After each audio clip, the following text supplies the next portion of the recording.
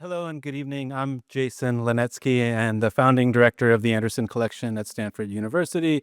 And it's truly my incredible and great pleasure to welcome you all here tonight for the 2026 Burt and Deedee McMurtry Lecture featuring the one and only Hamza Walker.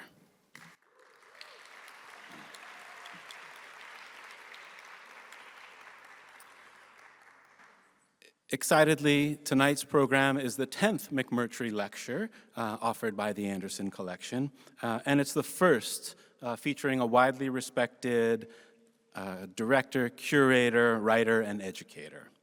We're incredibly honored to welcome Hamza as our guest, and I'm especially grateful to Burt and Deedee McMurtry and the entire McMurtry family for providing the support that established this signature program of the Anderson Collection. Through it, the museum brings leading artists and cultural thinkers to Stanford to engage with the public and with our university community. You may recall past programs with artists such as Nick Cave, Judy Chicago, Wayne Thiebaud, Robert Irwin, Arlene Sheckett most recently. But tonight, we deeply value the opportunity to hear from Hamza and his reflections on the complicated moment we live in, as well as his broader thinking on responsibilities and possibilities of cultural institutions and curatorial practice today. At a time when cultural authority is being contested and redefined, and when the conditions under which artists and institutions speak are increasingly fraught, Hamza Walker's work is especially resonant. He offers a rare combination of historical depth, political acuity, and moral clarity. His organization of monuments stands as a profound and timely curatorial invention, one that rigorously and thoughtfully reframes questions of memory, power, authorship, and public space.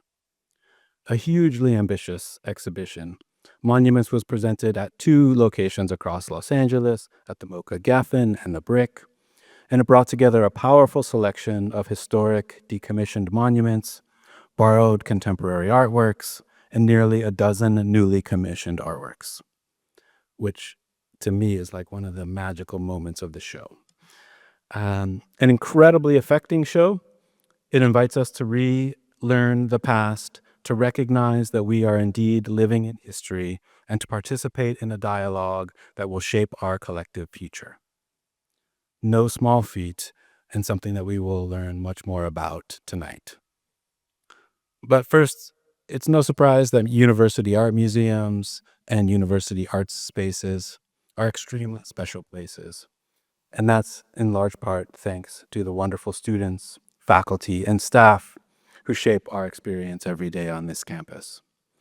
I'm delighted that tomorrow Hamza will continue his Stanford engagement with students at the Anderson Collection, and then follow that with spending time with MFA candidates in art practice, viewing their really dynamic and incredible MFA thesis exhibition at the Stanford Art Gallery.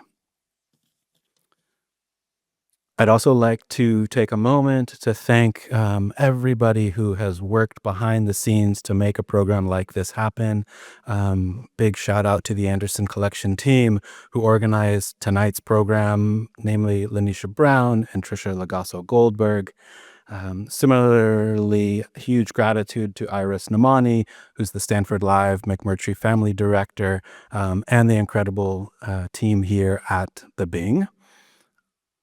Thank you for being our hosts tonight. And as the breadth and reach of the arts at Stanford continues to grow, we have Deborah Cullinan, Vice President for the Arts at Stanford, to thank. Deborah's leadership, vision, and unwavering support continues to insist upon the consequential nature of art.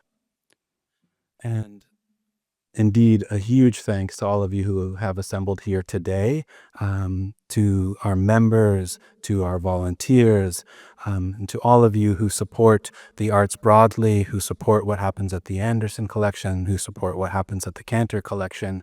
We do these types of programs because of you and for you, and we are grateful. We have a really wonderful program tonight. It will feature a presentation from Hamza Walker, followed by a conversation led by Trisha Lagaso Goldberg, who's Director of Programming and Engagement at the Anderson Collection.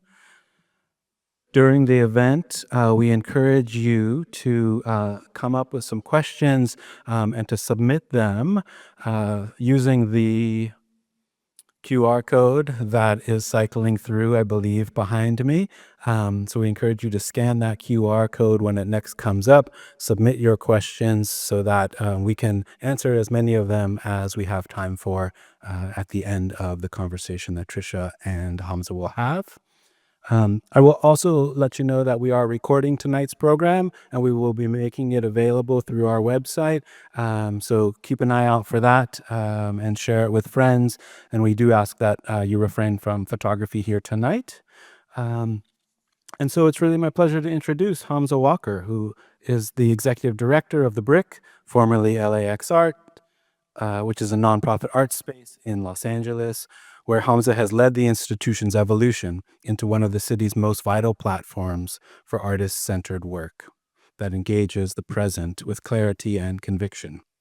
Since 2016, Hamza has shaped a program that bridges contemporary and historical perspectives, advancing ambitious exhibitions and collaborations that foreground emerging and under-recognized artists. His curatorial work is widely recognized for its intellectual rigor, curatorial insight, and ability to reframe how art engages public life. Prior to the Brick, Walker served as Associate Curator Director of Education at the Renaissance Society, a non-collecting museum of contemporary art on the University of Chicago campus, another really remarkable place. And Hamza really became known on the Chicago art scene during his time teaching at the School of the Art Institute of Chicago and through his work at the Randolph Street Galleries. Most recently, Hamza has received the Audrey Ermis Award for Curatorial Excellence from Bard College, recognizing his significant contributions to contemporary curatorial practice and his sustained impact in the field. And without further ado, yes, please join me in welcoming Hamza Walker.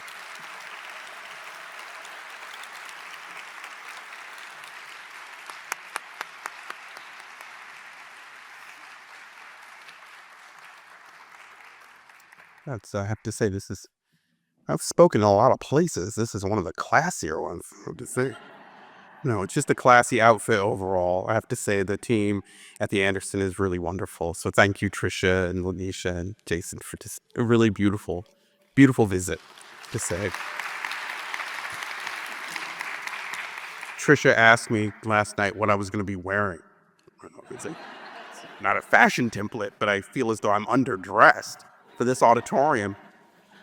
I would have worn something backless, but no. Yeah. I don't know if you. Next time. That's right. Exactly. So before going into the presentation, I thought I would show a 10-minute video, which was a very key piece for the exhibition. It's a work by the baritone opera singer Devon Tynes and the filmmaker Julie Dash. And it's one of the pillars of the exhibition, insofar as it's a commemorative, it's a memorial film dedicated to the 9 victims of the Mother Emanuel Church Massacre in Charleston, South Carolina in 2015. And in terms of thinking about the structure of monuments, in just in a broad sense, in terms of his introduction to the show, I thought it would be nice to start off with this piece, which I think of in terms of the exhibition as having, in terms of emotional valences, right? What are the peaks and valleys of an exhibition, right? Especially given the content of this one. So I think the exhibition was pretty much framed by this piece and Carol Walker's piece in terms of, the kind of high kind of energy, intensity, expressionist piece versus a flat out memorial to an event that was the catalyst for the monuments coming down. So 10 minutes, Julie Dash, Devon Tynes, Homegoing.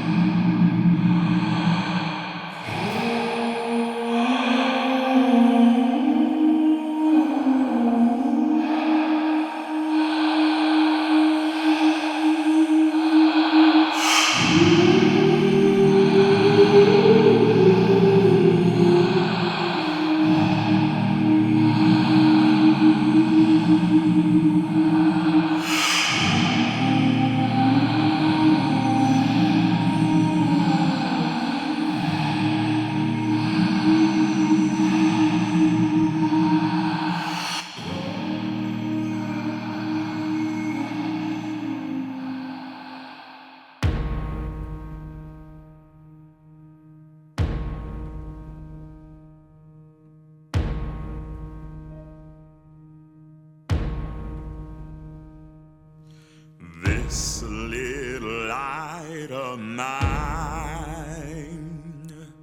I'm gonna let it shine. This little light of mine, said I'm gonna let it shine. Said this little light of mine, oh, I'm gonna let it shine. Let it shine, let it shine, let it shine.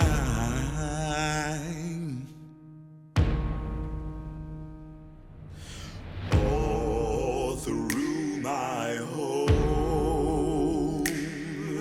oh, I'm gonna let it shine. All through my home, said I'm gonna let it shine. All through my home, said I'm gonna let it shine. Let it shine, let it shine, let it shine.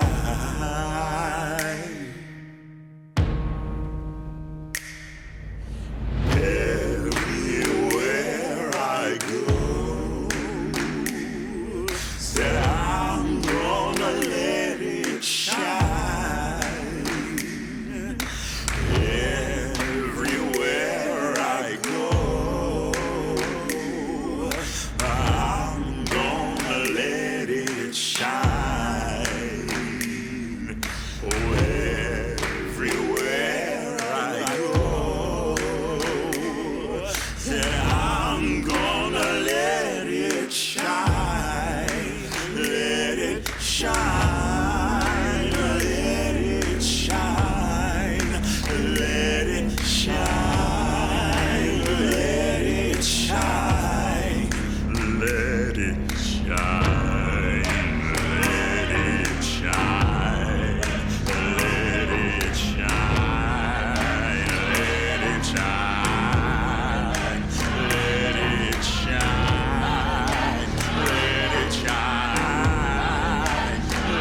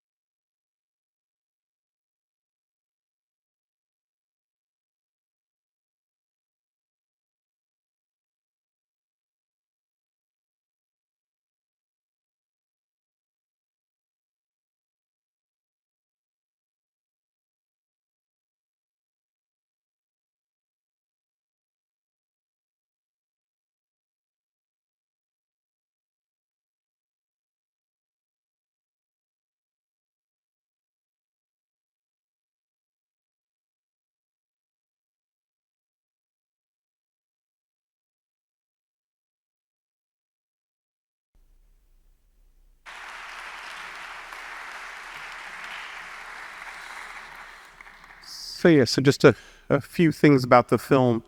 The two locations, one was Mother Emanuel Church, and the other was the Angel Tree, which is a 400 to 500 year old live oak tree in Charleston. And when I spoke about the kind of peaks and valleys of the exhibition emotionally, it also turns out that Kara and Devone were both two artists that I'd approached about the exhibition. They were the first two that I approached about the exhibition, and I didn't know in what capacity. With Kara, I'd asked her to be a co-curator, and then 4 years into the project, it turns out that we were able to take possession of a Confederate monument and give to her, at which point I asked her to then also be an artist in the exhibition. In Devone's case, I had no idea in what capacity I would want him to be part of the project. But I just felt as though I needed him. I don't know. Sometimes it works like that. Just like, okay, people you need to have close when you undertake something like this. But it became clearer and clearer in terms of the need to have Mother Emanuel represented in the exhibition. And for those of you who aren't aware, 2015, that's when an avowed neo-Confederate white supremacist Dylan Roof walked into Mother Emanuel Church in Charleston, South Carolina, and murdered 9 of its congregants in cold blood with the hopes of starting a race war.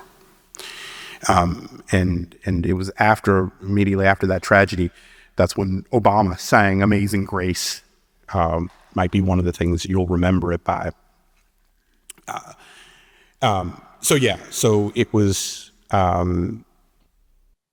important that they be represented in the exhibition, and I think that event was actually overshadowed by the kind of contention that would surround monuments in the wake of Charlottesville, right, in the Unite the Right rally, that people quickly forgot that the reason for them coming down was the Mother Emanuel Church shooting. So an important part of the exhibition was simply to remember, right, with this film. So this is the first time I've done a talk after the show has closed. So this is, a tell-all, if you will, right, in advance of the memoirs. So get me while I'm weak. Ask questions that are completely inappropriate. So this is the Geffen. This is it's a 40,000 square foot warehouse space, 25,000 square feet of which was used for the monuments exhibition. So this is where it took place.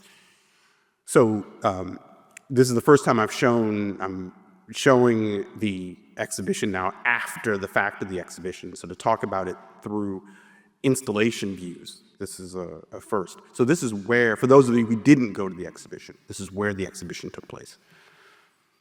Right.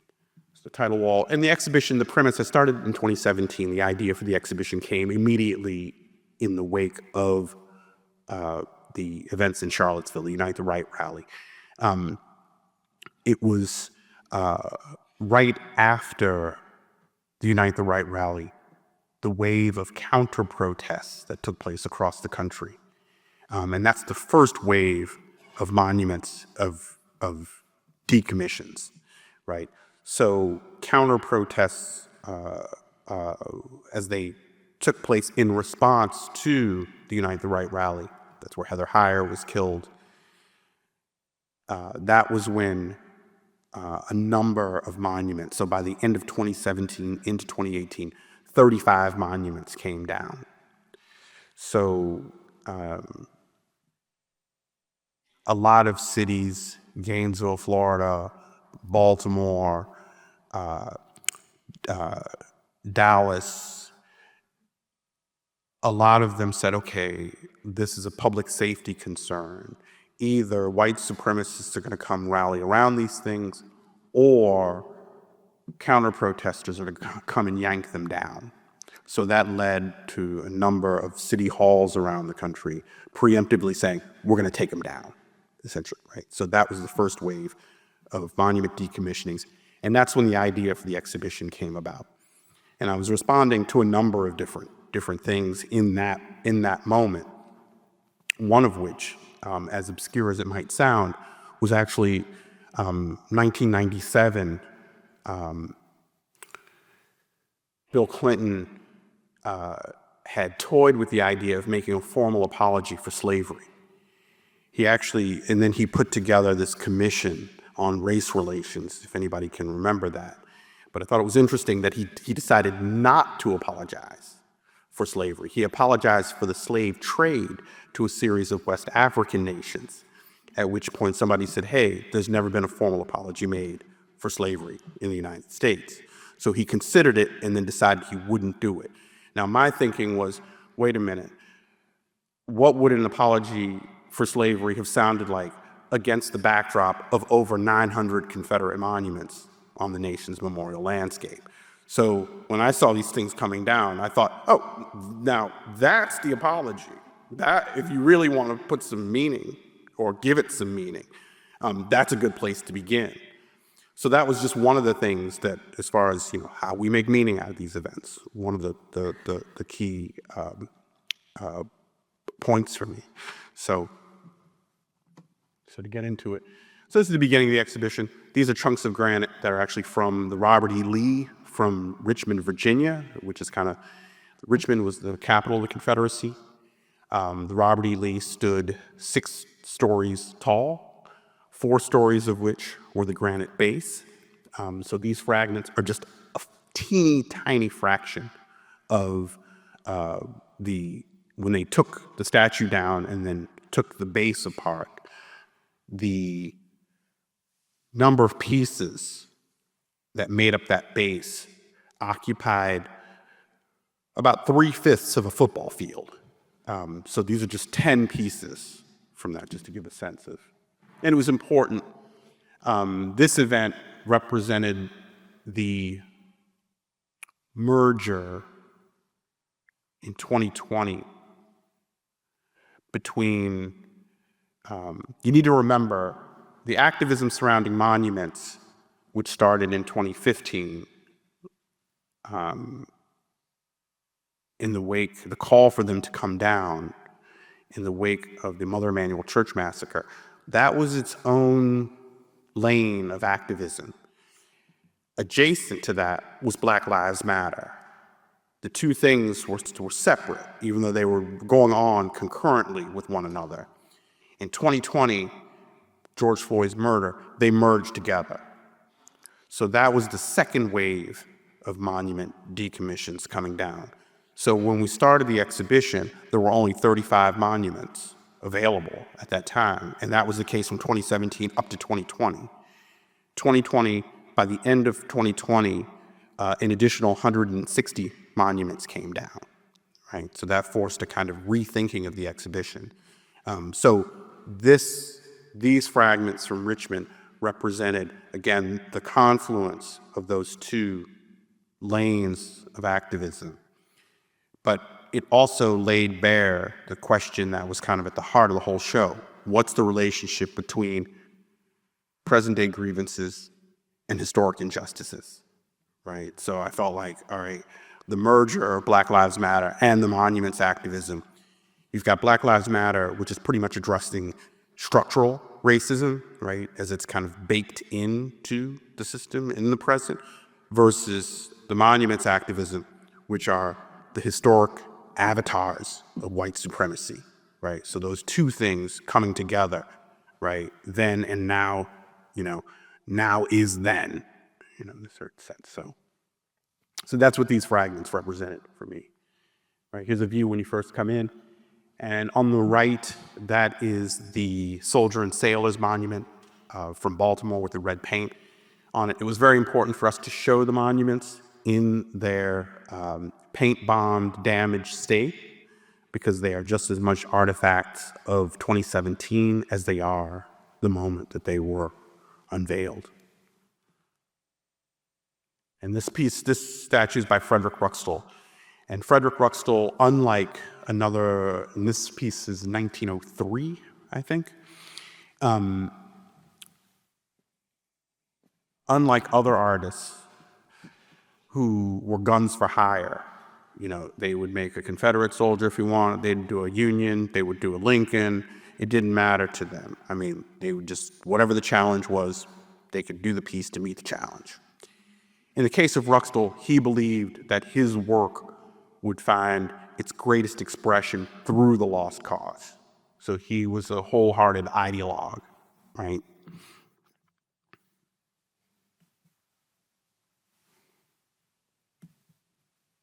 And that's Leonardo Drew in the backdrop. Artists using the language, black artists using the language of abstraction, minimalism in particular. Martin Puryear in the distance is from Baltimore, statue of Supreme Court Justice, Chief Justice Roger Taney, who's best remembered for the Dred Scott decision, which laid the groundwork for the Civil War, essentially. It undid the Missouri Compromise. Amongst other things, in terms of, thinking about, the coming of the 14th Amendment. Right? Walter Price. So this is Matthew Fontaine Maury. This is from Richmond, Virginia. Matthew Fontaine Maury here, who's presented as a man of science, which he was. He's considered the father of modern-day oceanography and atmospheric sciences. But he was also an admiral for the Confederate Navy. And he was involved in a very brief moment, 1850s, called Pro-Slavery International. And Matthew Fontaine Maury essentially wanted to use, he thought that the future of the United States lay in a relationship with South America, and he wanted to use slave labor to extract resources from the Amazon basin, right? So essentially, imperialism, flat out.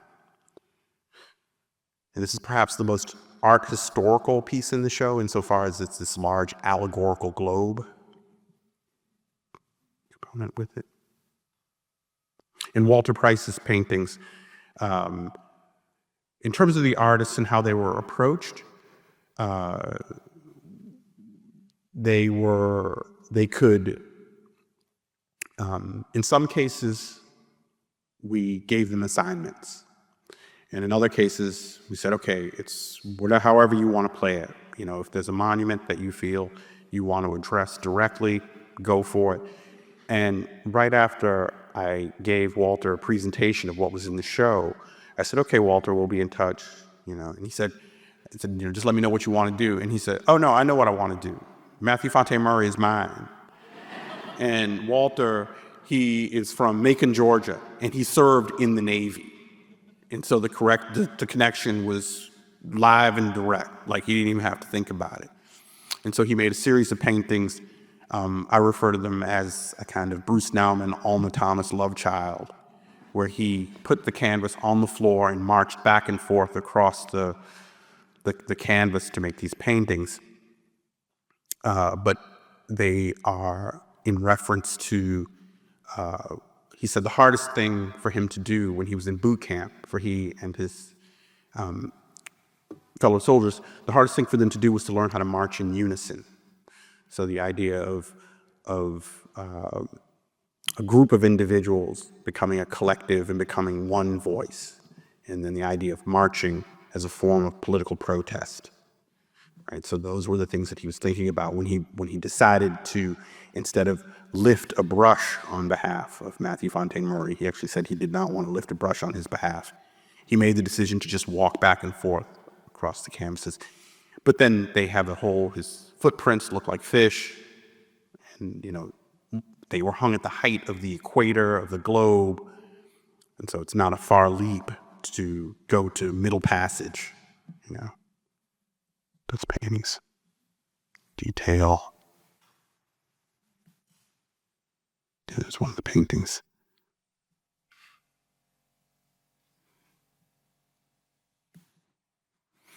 Martin Puryear, Roger Taney. On the left, there's Andre Serrano, the Clan series. Yeah, here we go. Let's see. I think we had 10. It's 14 total. He did these in 1990.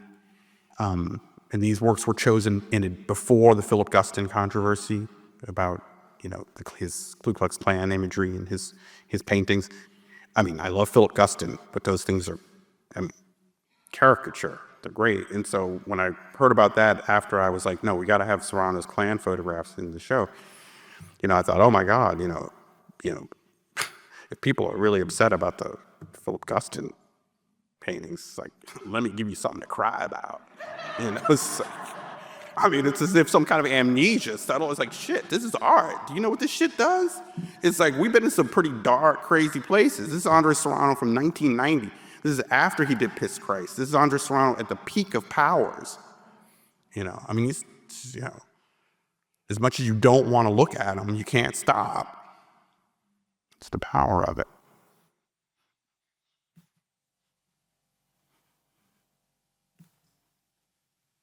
And this is the Georgia Klan, right? So Andre Serrano, he got permission to photograph them, and he told me a really funny story about how much they traded on his notoriety.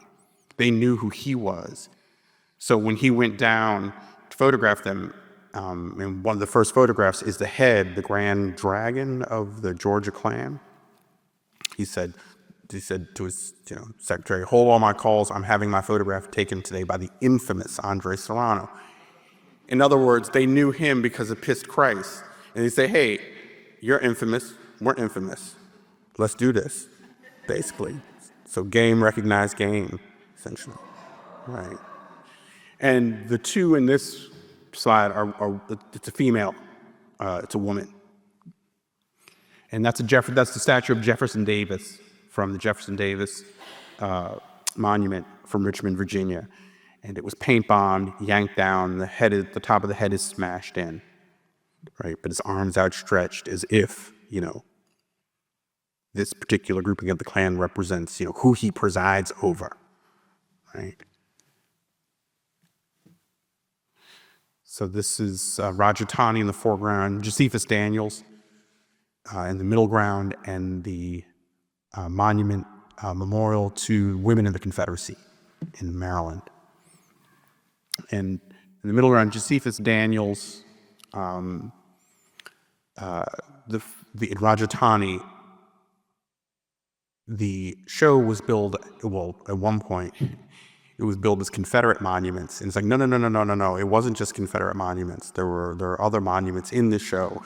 And so Hannah and I, my partner in crime, we took to calling the show Confederates and Friends, right? They were Confederate adjacent monuments. So Josephus Daniels, he was the biggest newspaper. He ran the biggest newspaper in North Carolina, and in the 1890s, and he used the newspaper. He was very much against blacks having the right to vote. He was a self-avowed white supremacist.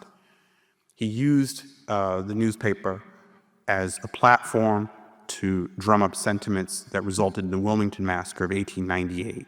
That's the only successful coup on American soil where the government of North Carolina, the duly elected government, was ousted by a mob of a couple thousand angry white men, essentially.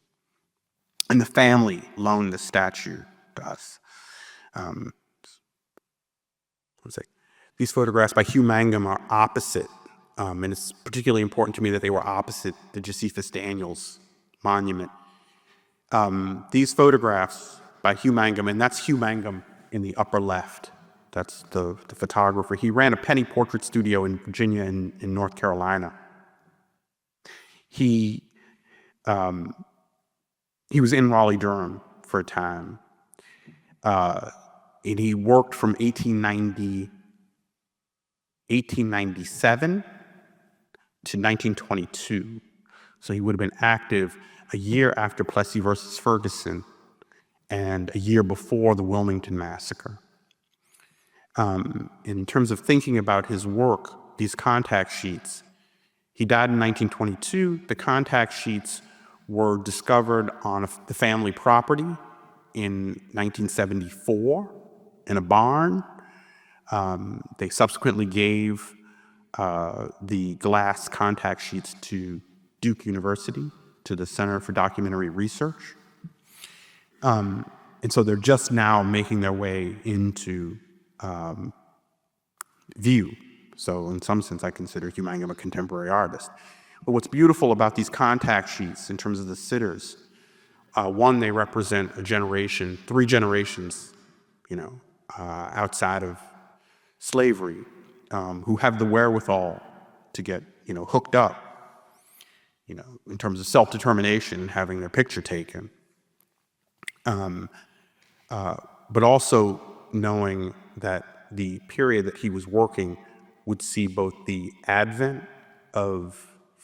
formal advent of Jim Crow era segregation, right, to it reaching its, a point of virulence in the 1920s, right? But these also would have been the people who would have seen a lot of the monuments go up. They would have been the public for them in some sense.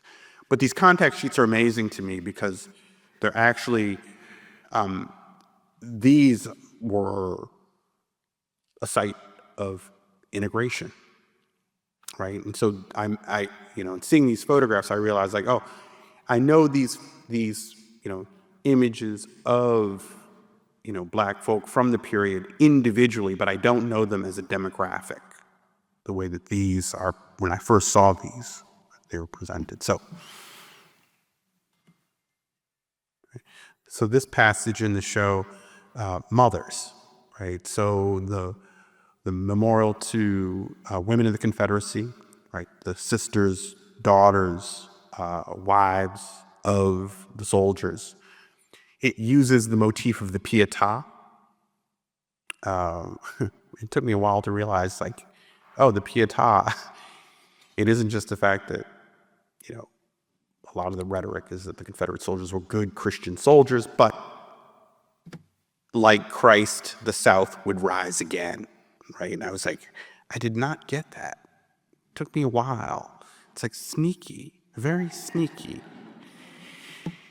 Karan Davis is the statue that's there, the plaster statue. That's her son, Moses. It was rumored that her family are the descendants of John Hunt Morgan, who was a Confederate general from Kentucky, who's known to have fathered many children with his slaves. She wasn't able to confirm that the family was, in fact, descendant. But the piece is called Descendant. But just a question of what would her son do with this kind of inheritance, legacy. So he's holding a miniature version of John Hunt Morgan on his horse in his outstretched hand.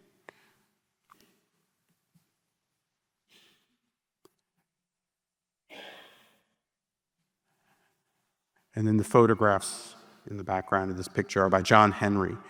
And these were not a commission.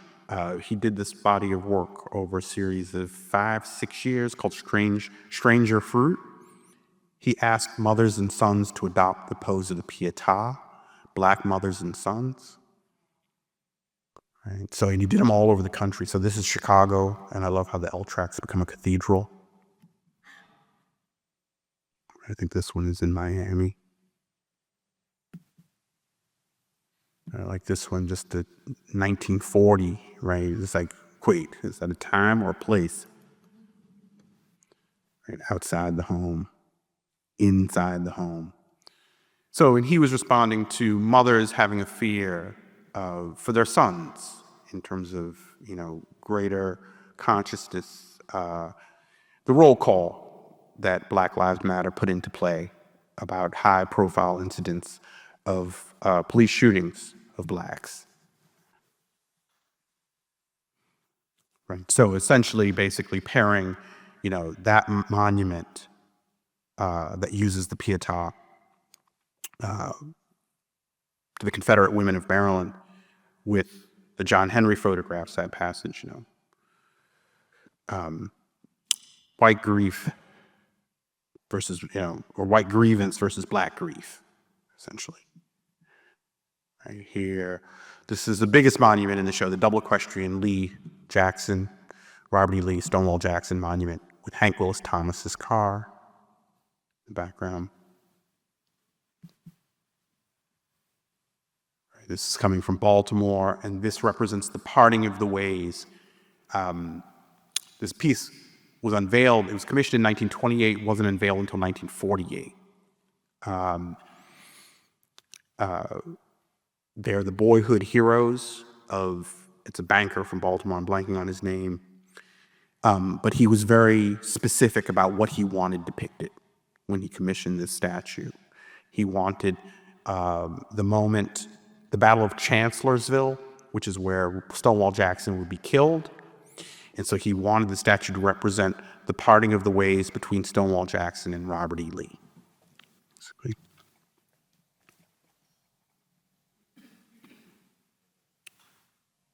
So in terms of Hank Willis Thomas's car, from the Dukes of Hazzard, that was our way of getting the Confederate flag in the show, right, to talk about its ubiquity within popular culture. And I mean, this is a very, in some sense, perverse pairing insofar as you've got this, you know, how do these statues engender any kind of pathos, right? And then by putting this car with them in terms of a piece from, you know, popular culture, right? To what degree am I supposed to take the monument seriously, right? Like, where do I stand in relationship to it in terms of sentiments? Khalil Robert Irving, Bethany Collins. So I know I'm running over time here. So I'll go through real quick. This is a piece. The granite is from the base of a Confederate monument, and Bethany has had it carved into rose petals. So it's about transformation, right? And it's dedicated to the women who would organize what's recognized as the first Memorial Day, actually. In Charleston, South Carolina, it was on a race course, a horse racetrack that was a prisoner of war camp. After the war, there was a mass grave that was discovered. 250 Union soldiers had died of exposure, disease, and a group of black women who went by the name the Patriot Association wanted to have the bodies reinterred as a sign of respect for the sacrifices that they made for the slaves to have their freedom. So it was a celebration. They had the bodies reburied, and the ground was covered with rose petals and flowers. And there was only one surviving newspaper account of this event that was discovered by the historian David Blight. And it's considered the first Memorial Day, not the Memorial Day in terms of the repeating holiday, but the first event to recognize the war dead in the wake, immediately in the wake of the end of the Civil War. So in effect, Bethany wanted to memorialize the first memorializers. Kwasi Dyson, and this piece is right near the Leonardo Drew. Nona Faustine, where she poses. That's the artist. She's either completely nude or bare-chested. Sites around New York that are either former plantations, former slave auction sites, or burial grounds. And the role of photography in the show was really important as a kind of counterpoint to the monuments, right? Photography's ability to be specific. These are individuals. So whether it was Hugh Mangum's in portraiture, right? Whether it's Nona Faustine, the portraits by Hugh Mangum, John Henry's photographs, right? Or just something like this, or even Andre Serrano's Klan photographs, right? Those are portraits. And so the juxtaposition, so you could talk about relationships in the show, not necessarily the contemporary in relationship to the monuments, but also the contemporary works in relationship to one another, right? So here you have Nona Faustine, completely vulnerable, nude, versus those who would cover themselves. Robert E. Lee, this is the monument from Charlottesville. This is the monument which, Charlottesville, there were 3 rallies over the summer of 2017. It was called the Summer of Hate. The third was the Unite the Right rally. There were 2 monuments before the Unite the Right rally, which included this torch rally around the Robert E. Lee in Charlottesville. that eventually would come down, right? The second was Ku Klux Klan rally around the Stonewall Jackson piece. And the third was the Unite the Right rally. So in the show, we actually showed the Robert E. Lee statue, not in terms of form, but in terms of substance. It was melted down. The Robert E. Lee statue that was taken down in Charlottesville was given to the Jefferson School of African American Heritage. They decided they would melt down the statue, take the bronze to give it to an artist to make a new work. In the interim, we asked if we could show the melted down statue in the exhibition. So this is the display, right? We had one piece of the base, which has the graffiti on the "As White Supremacy Crumbles." Then there's the bronze, and in the blue barrels, the bronze was a very cheap grade of bronze. It contained lead, tin, things that you couldn't just melt down the bronze and give it to an artist. EPA standards, this stuff is toxic through and through. Take that metaphor and do with it what you will.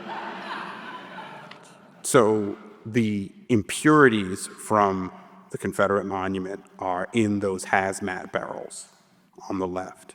And this is a nod to Popel, actually, in terms of insider baseball. Popel died.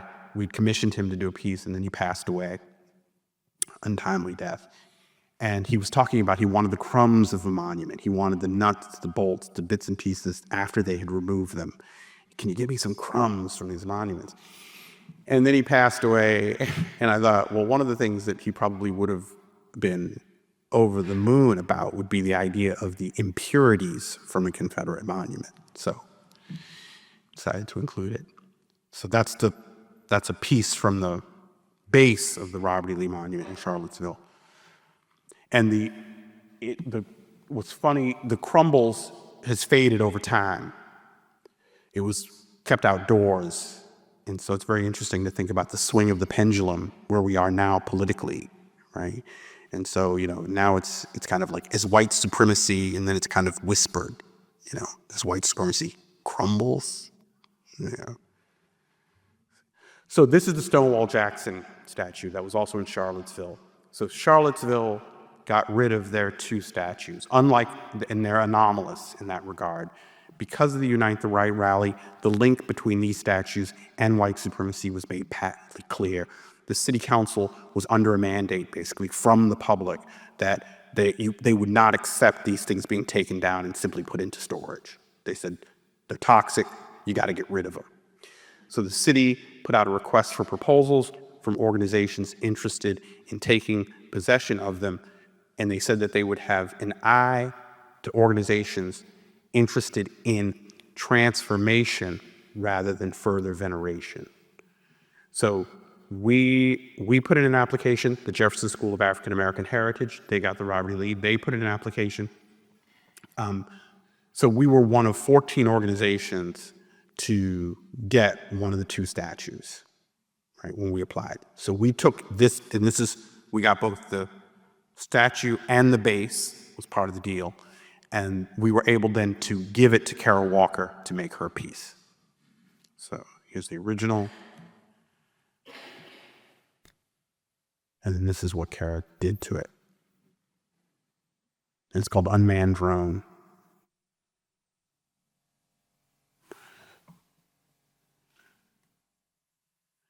So you can see she took it off of the horizontal.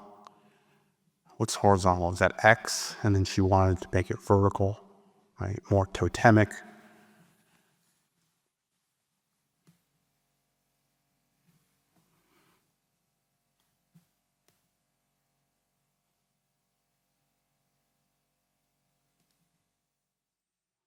And so this was shown at the Brick, while the remainder of the exhibition was down at the Geffen.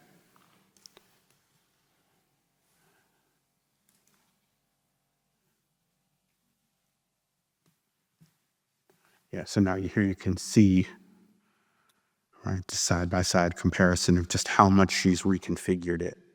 right? So I think a key moment is the hand holding the sword, right? Which is one of the points that she completely re-engineered, right? And it's the one point in her piece where she, the sword was not in the hand. The right hand was simply clenched to balance the rider, and the sword was on the other side of the horse. So Kara took the sword off, had it cut, and then welded into the hand, and then she repatinated the areas where she reconnected it to make it look as though it was part of the original, right? So she was really, really specific, in terms of detail, and I think it's a very weighty narrative moment, perhaps the only narrative moment in her piece, but really pointed, right? Because you would never see this this completely undercuts the whole raison d'etre for an equestrian statue, right? Conquest, victory, right? Holding the sword by the wrong end and dragging it is utter defeat.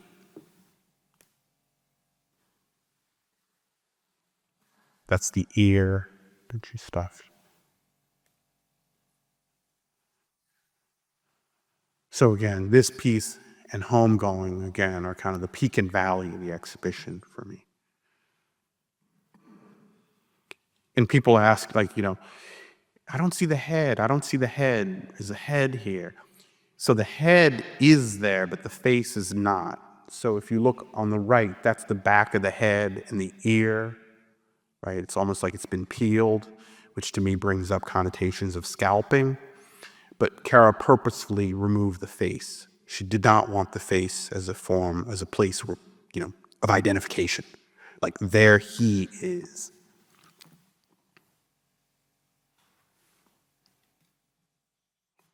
And historically, I refer to the piece as the gift that keeps on giving, in terms of its Guernica, its Cubism, its Surrealism, its Hieronymus Bosch, its Muybridge, right, Boccioni.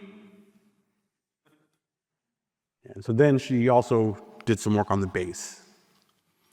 So her signature, black and white silhouette work, which she had sandblasted on the fragments of the base.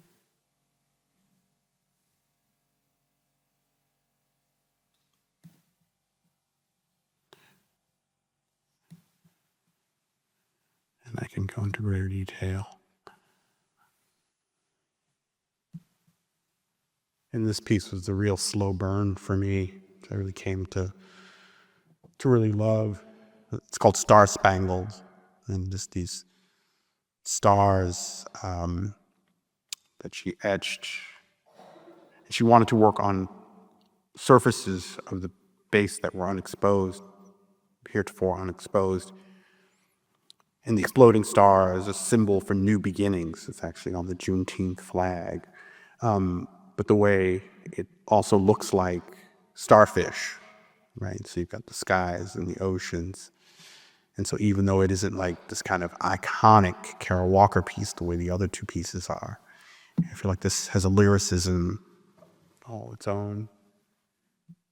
It's really wild about it. See, how are we doing on time? Right on time? There we go. Right on time to finish. So just some backdrop. That's the curatorial team. I told you about Mother Emanuel Church, Dylan Roof, right? So he was, right after the shooting, and he was apprehended. Pictures of him circulated online of brandishing automatic weapons, Confederate flags, Confederate regalia. That was the call for the removal of signs and symbols of the Confederacy from public places. 10 days after that, Bree Newsom went up the flagpole and took the Confederate flag. That was the first act of, she took down the Confederate flag from the State House grounds of South Carolina. That was the first act of civil disobedience and the removal of, again, a sign, symbol of the Confederacy. So that's what the formal announcement that these things have got to go, to use her words. Right, it took 2 years for legislation. For Mitch Landrieu, the mayor of New Orleans, he heeded the call Took them 2 years to get legislation through the New Orleans City Council. New Orleans was the first to remove its monuments. 4 monuments came down in 2017. Charlottesville was actually acting concurrent with that, with an entirely different outcome, which was the Unite the Right rally. Then you had protests, right? So between 2017 and 2019, 40 removals. That was the first wave that I'd mentioned. 2020, the merger of Black Lives Matter and the monuments removal, which to me is summed up in this projection of George Floyd onto the Robert E. Lee, the Richmond Robert E. Lee. Right. So an additional 150, even more came down. I bring the total. So all told, there are upwards of 900 monuments, the nation's memorial landscape. So only 200 have come down, right? Just to give you a picture of the total thing. These were lenders to show Baltimore, Richmond, right? Black History Museum of Virginia, Daniels family. Right, so these were the monuments in the show. I didn't show all of them. This is one of my favorite moments in terms of thinking of this is from the city, this is Montgomery, Alabama, and to think about monuments in the expanded field, right? The city had, Jefferson Davis Avenue. Montgomery was the first capital of the Confederacy before it moved to Richmond.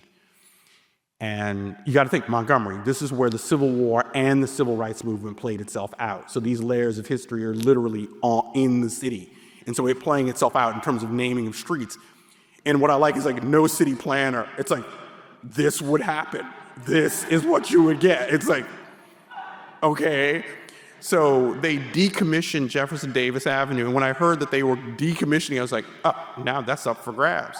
So called the city of Montgomery and said, well, we'd actually like to get the street signs. You're decommissioning Jefferson Davis Avenue. They renamed it Fred Gray Avenue. Fred Gray is a prominent civil rights attorney. He was actually Rosa Parks' attorney. He's still alive in his mid-90s, and he's still suing people. It's like, if this is what keeps Fred Gray going, well, he'll live forever. So we called and said, okay, can we? They said, oh yeah. We can. You can.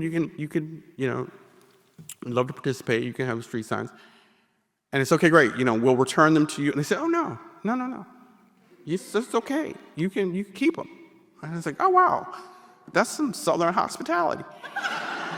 And when she said, well, you got to get your own stop sign. So I was like, oh, this is great. So this is the fragments. This is where they came from. This is the graveyard. So when I was saying that, so 3/5 of that is just the base of the Lee. Right? Just to give you a sense, these things are built for forever. Right? So these are the pieces that we, the ones that we selected. And then there were the contemporary artists from the show. But here's a list by name. So yeah, so we could stop there. I just included these in advance of one of Trisha's questions. One of the things I couldn't imagine being able to do the show, which came kind of organically to me. I worked for the city of Chicago for almost 5 years as a public art coordinator. And so I've got scars. People ask us, like, do you have tattoos? I'm like, tattoos are fine or whatever, man, but I'm much more into scars, actually. Those are the ones that tell the stories. And I had a series of branch libraries that I would administer the Percent for Art ordinance, right? So a portion of the construction budget for public buildings was used to acquire work that would be on view in the public areas of these facilities. So I had about 7 or 8 libraries that I did. And this one was on the west side. But that experience of having worked for the city, I know how to talk to a city councilman. I know how the machinery works. So when I saw the things come down, it's like, wait, No. They're pulling these things down and they're putting them on trucks in the dead of night and taking them away. It's like, who's doing this? This is somebody in the Department of Cultural Affairs. Like, I know where's the chain of command in City Hall? And so, people are like, oh, how'd you do this or whatever? It's like, no. I know there are people you can talk to. Like, just pitch your idea to them. But there's somebody back there who's making decisions, And so that's where it started. But I felt like my time with the city was really, really important for having one of the things in my toolbox professionally that I didn't think I would need again, would come in handy, right? Knowing exactly the order in which a city councilman would ask questions, right? He wasn't going to talk about the merits of the project. That's all fine and good. It was more just like, who's paying for this? Are you making fun of me? Yeah, just point blank, like he's got to cover his ass politically, right? And so to know, it's like, answer his questions, do not blink whatever you do, right? Come correct, come earnest. The same can be said for approaching, in terms of challenges with the show. The city's not a problem at all. Approaching Mother Emanuel Church to do the commission and ask them if we could do this, that was huge. It's like in terms of having to come correct, right? Having to go to a church. Who are we to speak of your pain and suffering, right, as a baseline? So to have to come to them and really, to have to come correct. And it was very important to me that the Black church be in the house and that event be remembered. Because I think it spoke at an entirely different level and an entirely different frequency in terms of being, for people to feel seen and heard, right? So to have that, and that's why I wanted to show that piece in particular to me. It was really important to the show in terms of tone, and a certain tone that we wanted to set for the exhibition, right? That being just one part of other.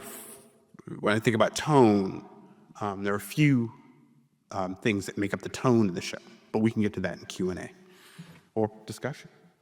Let's do it. Oh yeah, I never got around to showing you what I did in these libraries. So this is my last project. This is Elizabeth Catlett and Carrie James Marshall at the Legler Branch Library on the west side.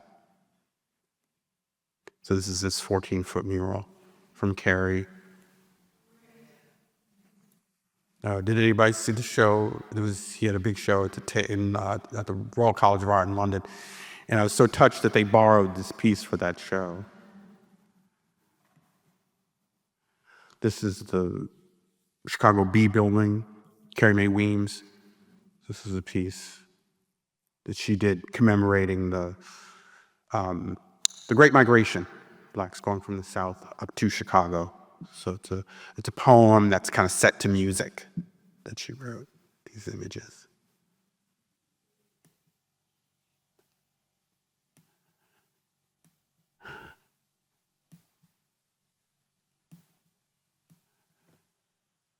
Yeah, I think this is Mount Greenwood. Is this Mount Greenwood? No, this is, what is this? McKinley Park. Leslie Scruggs and Amy Yost did the mural in the background. Just a whole range of stuff. This is the Near West Side branch. Yeah, this Dawood Bay photograph of a family from the neighborhood. Yeah, so these are just, and this is Willie, I can't remember Willie's last name, an artist who was from around the way. I think this piece is called something like Moonlight Rhythms, something like that. Oh, yeah. And this is just stuff from my past. We'll get into that. So thank you. So we'll go to this part of the meeting.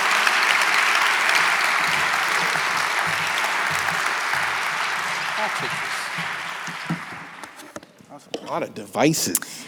Oh, yeah. We're at Stanford. We got devices here. Sure, I'm in the home of devices. And one of the people who designed them is in the house tonight. It's really such a pleasure to be here with you, Hamza. I mean, the last couple of days, just chopping it up and getting to know you and understanding better your vision of this incredible exhibition. I'm going to ask you to bear with me for a second. I have some notes here I'm going to refer to. Yeah. Before we launch into our conversation, I'd like to begin by thanking a few folks, starting with Lanisha Brown, who's front and center here. Lanisha is our engagement and events manager at the Anderson Collection. This is my first time organizing this annual McMurtry lecture, but for the last 2 years, Lanisha has spearheaded this event solo. No easy task, so hats off to you. Lanisha, for your ongoing partnership and collaboration. I'd also like to recognize graduate students Bailey Sheska and Dejan Vasic, who might be here, who are both instrumental in working with the Anderson Collection to organize their fellow graduate students around Hamza's visit. And a note, Bailey is graduating this year and has work on view right now at the Stanford Art Gallery. So shout out class of 2026, second wave MFA students, you made it. Snap, snap, snaps. And finally, to Deedee and Burt McMurtry for their generosity and support of this lecture series, which seeks to bring visionary artists, curators, and cultural thinkers to Stanford. And also shout out to Hakeem Jefferson from the Political Science Department and Matt Villa-Miranda from the Art and Art History Department, ever trusted advisors and guides on this ride here at Stanford. So brings us to our conversation today. Yeah. I'm going to just take a second to set us up here. I just want to start by saying that the Monuments exhibition, as you can see from Hamza's presentation, is many things, and it will likely mean something different to you than it does to me. Most folks in my orbit know that I'm of the Islander diaspora. My mother was born in the Philippines, my father was born in the territory of the U.S. on the island of Hawaii, and I was born on Oahu, and I immigrated to the Bay Area in the 90s to go to art school, as one does. For me, the exhibition resonates personally, Hamza. In the Monuments catalog, which is scheduled for release next month, and which you can pre-order online now, and Hamza gave me a PDF copy of that to review and lead up for this conversation. So in that catalog, you describe the Confederate monuments of downtown Baltimore as your adolescent habit trail, which I love. The objects that line the routes of your daily life, unremarkable and unexamined until they weren't. For me, the monument was the Captain James Cook Monument of Kealakekua Bay, south of Kona. The figure of Cook looms large in Hawaiian history and memory, and not in the way the monument is intended.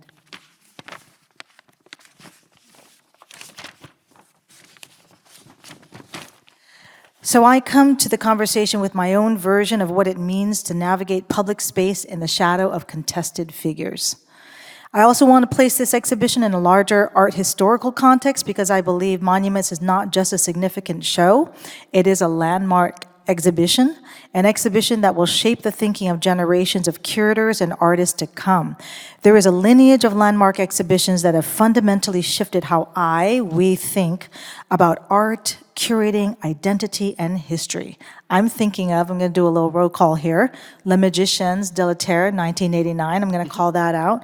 First major exhibition to insist that contemporary art was a genuinely global practice, bringing together 50 Western and 50 non-Western artists on so-called equal terms. Mining the Museum, 1992, by the brilliant Fred Wilson. A key where the artist is given access to the Maryland Historical Society's collection and reorganized its objects to reveal what the museum had suppressed, the history of slavery and Black life in Maryland, a direct ancestor of Monuments and cited explicitly in the catalog.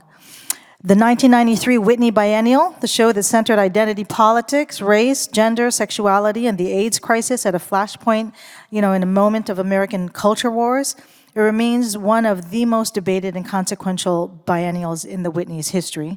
And last, Documenta 11 in 2002, organized by the late Oakley and Weezer. That was the first non-European artistic director of Documenta, and that really reframed contemporary art as inseparable from post-colonial history, conflict, and global politics, a real watershed moment. Each of these exhibitions marked a before and after. Each one changed what was possible, what could be shown, who could be shown, what questions and exhibitions was allowed to ask, and I believe Monuments joins that company. It is the latest landmark to enter that lineage and perhaps the most urgent given the political moment we are living through. That's my introduction. I want to start with. Thank you. Thank you. Now for the conversation. You don't want to hear me. I just want to get to these questions, which is, going back to you grew up in Baltimore surrounded by the very monuments in this exhibition, 3 of them. You've written that as a teenager, they rang hollow. They had no power over you. When did that change? And what was the moment when you began to see them differently, not as inert furniture, but as charged objects demanding a response? Well, thank you for that beautiful introduction. Those were,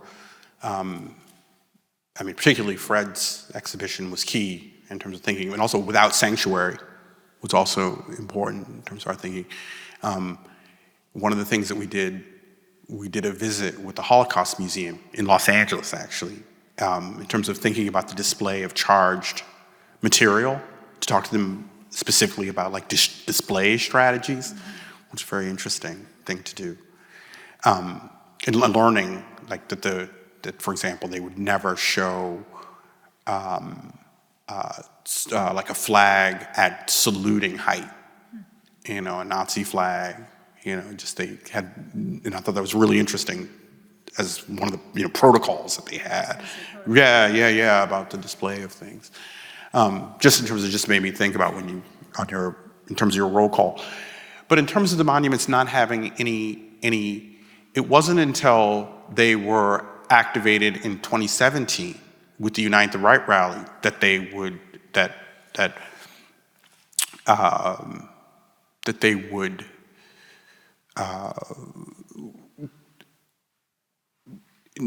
on the one hand, yes, knowing that those sentiments were there and could be activated was one thing. So maybe it was a case of letting sleeping dogs lie. So they never really, and it was funny. In conversation, this came up with Kara, and Kara was like, yeah, it was the same thing. I mean, those monuments, they were just there. And it was like, and Kara's really funny. She said, yeah, it's like, that's where your mom would come and pick you up after soccer practice. You would like lean on it, and like eat a bag of chips, So I was like, that's really a funny image, Kara, but kind of true. So to say that they were kind of dormant, but in that essay I was saying I didn't know the difference between a colonial and a Confederate, right? They were just things from a past, right? Which I knew that whatever it was, Black people were just completely written out and excluded from that picture. So, and also being a post-civil rights child in terms of being, told by my parents and grandparents, it's like, look, you have a sense of agency that we never had. This is going to be, you're going to find yourself in situations that we couldn't dream of before, right? So the extent to which those things would have, any hold over me, just having been born at that time, it was, diminished, right? It didn't, yes, they were there. So they never really, it wasn't a moment at which they turned into suddenly having a power over me per se. It would be much more like 2015 in the Mother Emanuel Church Massacre, or something like that, where it's like, this is not supposed to happen this is after the Civil Rights Movement. And so this goes back to 1963 and the bombing of the 16th Street Baptist Church in Birmingham, Alabama. This kind of event was not, what kind of progress could possibly be said to have happened after the Civil Rights Movement if you're using this as a barometer, right? So that was the more shocking thing than any kind of statue. But now the call for them to come down. So they never really, and then the Unite the Right rally, like showing, okay, these things can be the focal point of something that, yes, I know it was always there. So the extent to which this could activate it, right, or become that kind of thing, it's like not a real surprise per se, but still shocking nonetheless, right? And more shocking because Orrin Hatch, after the Unite the Right rally, Orrin Hatch and I would not see eye to eye on very many things, but he saw exactly what I was seeing in the images in Charlottesville, to the point where he said, literally, word for word, exactly what I was thinking, like, wait, are those tiki torches from like Home Depot? Like, are they real? Like the question of like, are they kidding? Are they joking? Or are they real? Like, are they making real Nazis? They were wearing aloha shirts. Right, it's like, is this real? And I felt like Orrin Hatch, I was just like, yeah, Orrin, that's exact. It's like, you know, and so that was a moment. It's like, this is bad. Me and Orrin Hatch agreeing, this is really bad. Like, you know, as something. So that was more the shocking, you know, the shock value than the monuments per se. Yeah, I mean, you answered my second question, which was what was on your mind after Charlottesville. So, you know, I'll move on to the next question, which is that the project took 8 years.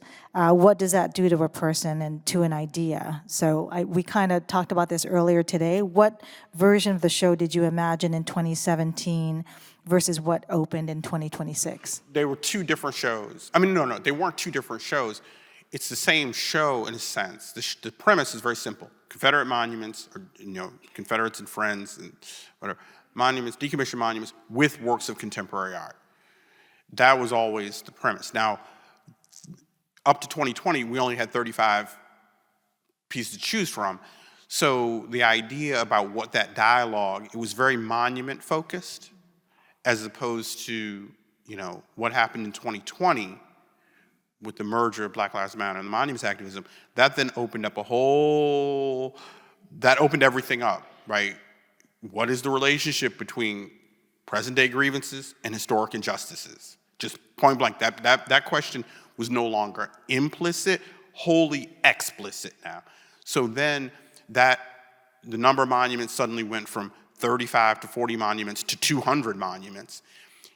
And that question being explicit then made it so that it's like nothing within, you know, the last 150 years as a topic was off limits. So we had to, now that we had more monuments, we could also increase the number of artists participating in the show. And that would also, along with that, the range and breadth of topics that they could take on. So that's what 2020 was, the real kind of a turning point for the show in terms of just scope, depth, breadth of the show. I have so many questions, and I do have a script that I want to stick to and then get to audience questions. But one question is, when did MoCA get on board? Like, when did you, because I think that it's key to have a partner in this type of work, in collaborating, an institutional partner that's bigger than the brick, and also the square footage that they could offer. I mean, talk about, you know, expanding the checklist and the number of artists that you're working with. Yeah, so, you know, it's, I mean, very funny with the people say, it's like, well, over the 8 years, it's like during the show, it's like we've seen presidents come and go and come again. We've seen MoCA directors go and go and go. So it's like, okay, you know, so that was, you know, they came on 2019, Klaus Biesenbach. He was the one who would greenlight the show. Yeah, so but I didn't approach them until after the show had a certain feasibility, right? So Kara is on board, seed money was in place. I went to Baltimore, which was very favorable. They were like, oh yeah, we actually like the project, you know, and they said, okay, we'll run it up the chain of command, but you know, went to Austin, Texas to talk to the University of Texas. They had taken down 3 monuments, I believe, and they were very, you know, favorable. They ultimately didn't decide to loan, but at the time they were completely like, no, we're all ears. Come and talk to us. So those responses then said, okay, now let's go to MoCA. Now that it feels like it has enough possibility to see if they would be on board. But that was the discussion about MoCA. It was the first, I came into a staff meeting when it was 7 months after I was only at the Brick for 7, 8 months before the idea for the show came about, and I went to the staff meeting, and I wanted to get the staff to think outside the box, meaning I wanted to get them, like, what was a show that they could do? Don't think of the fact that we are a staff of 5, we only have $700,000 a year, we only have 2,500 square feet. Think about what's important, like what's a show that you would do? Forget all of that, like what's really, for a place that wants to do art that talks about now, what would it be? So I said, okay, here's an idea for a show. And so I presented Monuments, kind of workshopping, and I didn't tell them, they're like, is this an exercise or is this real? And I didn't tell them, I was like, okay, so let's think it through. So if we could borrow some of these monuments, well then, what would the list of artists be? And so Kara Walker's name came up, and I said, no. Kara is really good, she's too on the nose. She should be a co-curator of the show. And the staff was like, yeah, that sounds good. And I was like, so, but you got, these things are big, like, so where would we do the show? And I go, oh, yeah, where would we do the show? And I was like, we would borrow the Geffen. And that's like, yeah, and the staff was like, yeah, that's a good idea, like, yeah. And then our resident millennial, Michaela Bailey, she was like, do you want to do this? And I was like, it's like, no, Michaela, but now that I have your complete and undivided attention as a millennial, I think I should. And so I was like, you are the test market. Let's proceed. So then so the idea for MoCA was at the beginning.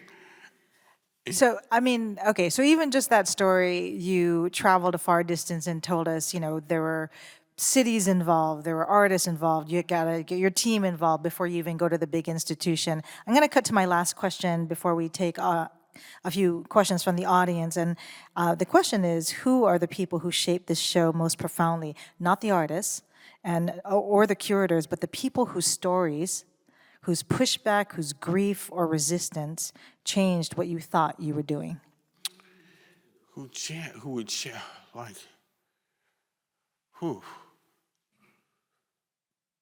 that was shaped the show.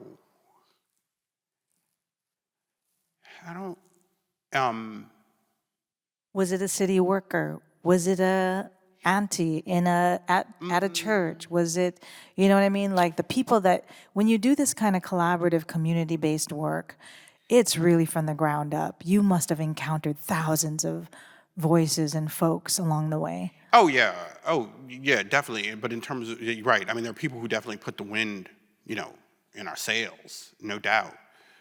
But it was more, and I stopped the presentation and I showed that slide from Randolph Street Gallery. That's where I cut my teeth. While I was working for the city, I also volunteered for an alternative nonprofit space, and this is in the early 90s.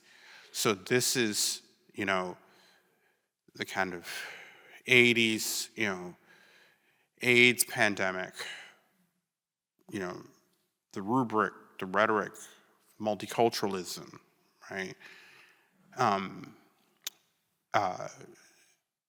Artist-run alternative spaces as they brokered discussions about race and gender over the course of the 1980s. So when I think about the Whitney Biennial, that was just like the cherry on top of what alternative spaces in New York, they teed that up. That's where the energy was, and they brokered that discussion and stuff throughout the course of the 1980s. So by the time it arrived in museum form in the case of the Whitney, but it was those spaces. So volunteering for that, where doing exhibitions as they relate to, the social. So, that's where I saw Spider Woman Theater, Pomo Afro Homos, Lisa Crone, Marlon Riggs. That's where I cut my teeth was in that space. So doing a show like Monuments was kind of like, I can't call it second nature, it was kind of like first nature. It was just like, this is, and now, I was at the Renaissance Society, so when I took the reins at The Brick, which was then LAX Art, a small alternative nonprofit, that felt like I was just going back to my roots. So that's where the show came from. So if anything shaped the show, it was Randolph Street Gallery. That's where. Yeah, I love that answer. I'm going to pivot to audience questions now, but Hamza and I were talking about this earlier because I cut my teeth at Southern Exposure, another artist-centered space here in the Bay Area. So shout out. Sister, yeah. For sure. So we were watching that program in the early 90s. We were looking at Southern Exposure. Okay, mid-90s. we're going to try to do something a little bit different for me and Lanisha. Anyway, we've never done this before, but we've crowdsourced questions. Let's see if I can. I'm sorry if I went over, guys. It's one of the devices. Here we go. Okay. Oh, what's the passcode, Lanisha? Damn, it's always a passcode. Oh, now you all know. Now you all know. Okay, here we go. All right. Okay, first question. Have you received pushbacks to the exhibition since it opened? No, we didn't get any. I mean, we got the 2 or 3 quacks, essentially. But these are people who you can't, if you work in contemporary art, you can't tell if they're just pissed off because of the nature of contemporary art or not. I mean, only in one case, one woman who was really, she knew her stuff about monuments and revealed to us that she was Jewish and completely like pro-monument. I didn't understand how that worked out. But she went down to the Geffen and she was expecting to see the monuments back up on their bases and displayed in a particular way. I don't know what about this did she not understand or get. So she was upset about that, and then she kept disturbing other viewers, so they escorted her out of the museum. And then they gave us a call and they said, okay, somebody might be headed your way, who's very, very upset. This woman that we had to ask leave because she was just, interrupting people by walking over to them and, can you believe this? And sharing stuff. So, but by the time she got to us, she was drunk. So that was like, and Hannah went and engaged with her and she just said it was actually kind of like, fun and silly. And another, just to show that it was actually like both sides, this black cat came up to me and he kept wanting to touch the monument, the memorial to the women of the Confederacy monument. And I said, no, don't touch anything. Don't touch anything. And he kept saying, I just want to just go over and put my hands on it. I was like, no, you can't touch shit. And he kept wanting, and do this thing, and it just kept getting louder. He's like, you mean to tell me after all shit black people have been through in this country, blah? And I was like, no, you can't. And look, all these other people here enjoying themselves. They're not touching anything. Why do you have to be the one? It's always one. And so we had it out right there. And so it's just like, that's the kind of nut, Somebody in the audience is really clapping. I think that's Jean McDougall, our collections manager, is clapping. Oh, yeah. She's like, shout out, stop touching the art, people. Right, exactly. I will say that when Lanisha and I were at the Monuments exhibition, there was a fellow in there who was yelling at the monuments and to the crowd, put it back up, put it back up. So. Oh, okay, so you got one. Yeah, okay. We got one. Okay, this is from a museum member. Does art need to be political to be valuable?